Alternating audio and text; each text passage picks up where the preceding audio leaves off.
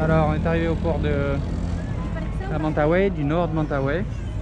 On va chercher des motos pour aller poser les sacs en ville, manger un bout et puis on va partir directement au village de Mangonpola.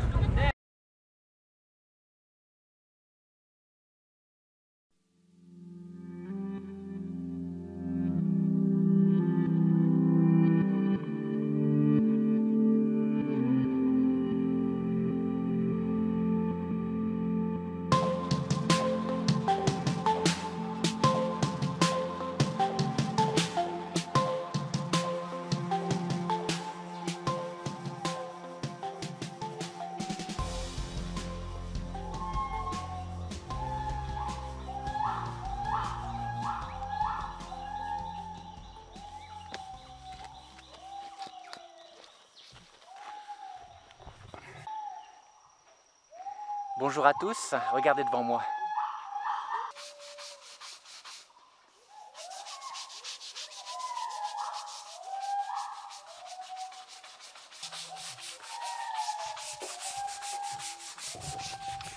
Alors tout faire pour que ces animaux repartent dans leur archipel natal, ça a d'abord une très forte symbolique. Et c'est un message envoyé aux autorités que voilà, les animaux de Mentawai n'ont plus à être envoyés hors de Mentawai pour s'en occuper, les animaux qui ont été victimes de la déforestation ou des trafics. Donc c'est extrêmement important pour couper l'herbe sous le pied de ceux qui aimeraient les voir partir même à l'étranger pour des programmes d'hydroproduction. Ce dont on a besoin, c'est de construire ce genre de programme et de sanctuaires là où ils vivent, au plus proche de leur forêt.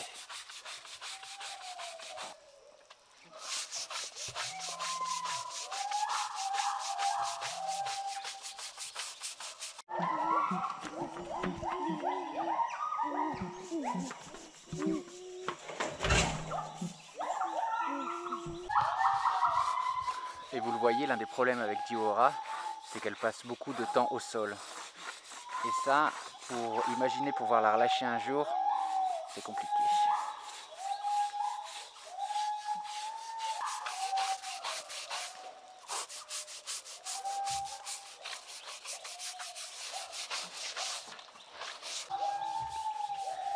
Alors vous imaginez bien, lancer un nouveau projet à Mentawai, c'est un vrai challenge financier, logistique. Aussi une négociation avec les autorités, c'est extrêmement important de mon point de vue de lancer le message que pour la conservation, aucune raison nous pousse à envoyer les gibbons de Clos en dehors de leur archipel. Donc monter un programme, que ce soit de reproduction, de réhabilitation, non seulement en Indonésie, pas besoin de les envoyer à l'étranger, mais en plus en restant dans leur archipel natal, l'archipel Mentawai. Donc j'ai des doutes parce que c'est un projet qui vient s'ajouter à déjà tous les projets existants de Qalawet. Mais je crois qu'on n'a pas le choix, quoi. Il va falloir se battre pour convaincre tout le monde et réussir tout simplement. Et puis d'ailleurs, maintenant, on part à Mentawai.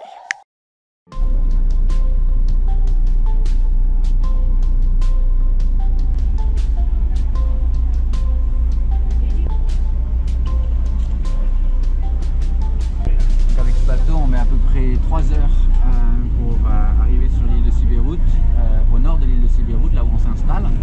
Par contre, pour rentrer à Padang, il nous faut quasiment la journée parce que le bateau part du nord et dessert en fait toute l'île de Siberut jusqu'au sud avant de partir vers Sumatra. Donc ça va être un vrai challenge, notamment pour envoyer les matériaux pour construire les volières, le grillage, tout ça, parce que tous ces matériaux vont venir de cette ville, de Padang.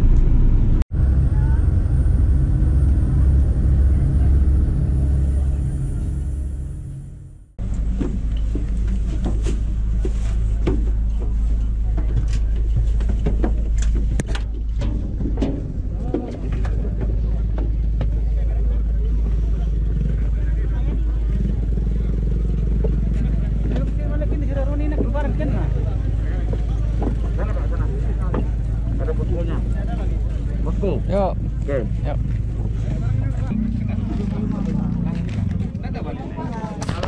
Yuk. Makanya itu bayar daripada kok diam di mana. Ditarik. Ya, makasih. Pergi kemana? Penginapan kawet. Oh. Ya.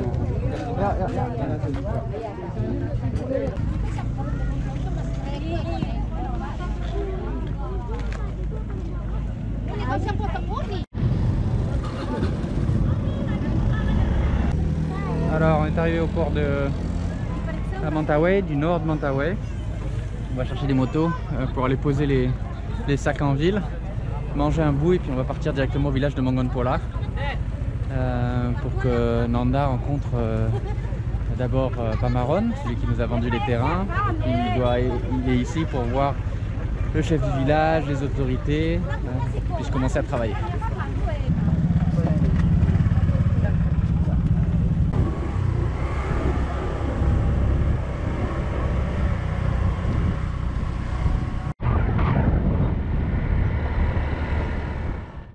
Donc arrivé ce matin à Mentawai, on a de suite loué des motos pour se diriger vers le village de Mangonpola, retrouver Pamaron, son fils qui va devenir le premier employé, et discuter concrètement de la prochaine étape, celle de la construction du camp.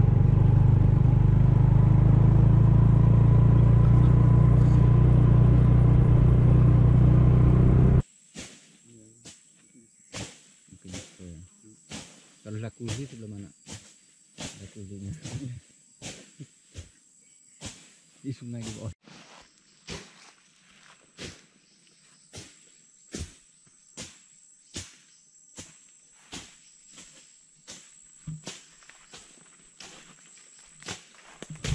Nous on est en train de théoriser sur l'aspect du camp alors que Kahar lui est déjà en train de travailler.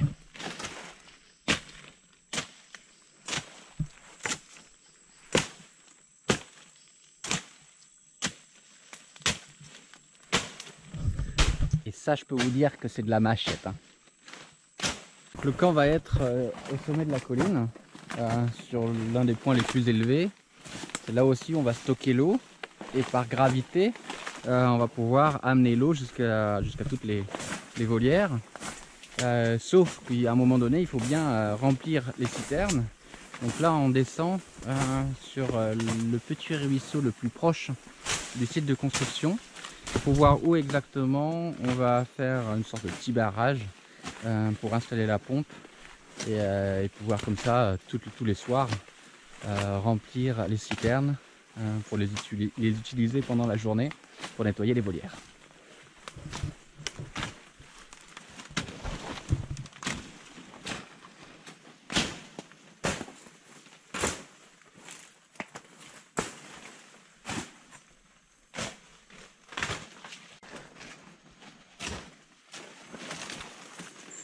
Et ini sungainya.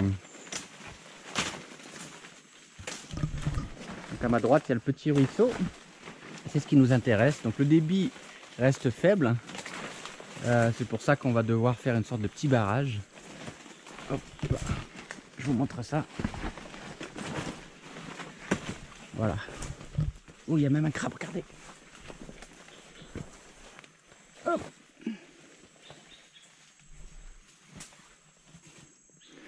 Oui, oui, oui.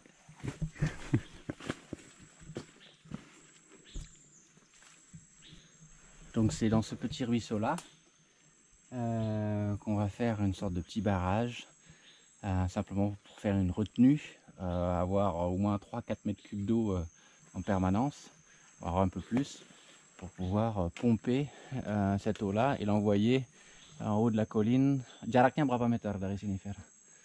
60 meter. 60. Ouais, c'est à peu près à 60 mètres du sommet de la petite colline, là où on va stocker l'eau.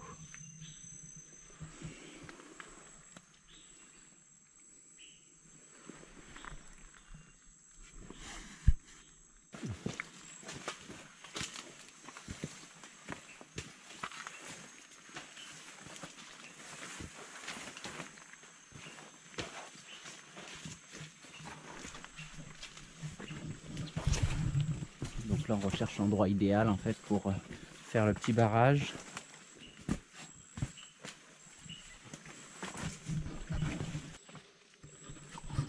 Donc Donc là c'est un des spots potentiels. Donc le but c'est vraiment de faire un barrage normal. Ce qui gêne en rien le lit du ruisseau qui est certainement très important pour les animaux. Parce que évidemment, une fois que les 4-5 mètres cubes d'eau sont pris au piège dans le barrage, il y a le surplus qui continue de couler dans la rivière. Donc ça gêne en rien le débit évidemment du ruisseau.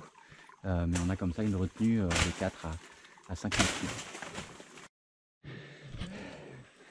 Ça fait. Le problème, c'est qu'en même temps, il fume. C'est pas bien. Nggak heran kan merokok. Mauvais exemple pour la jeunesse. Je sais plus quoi faire.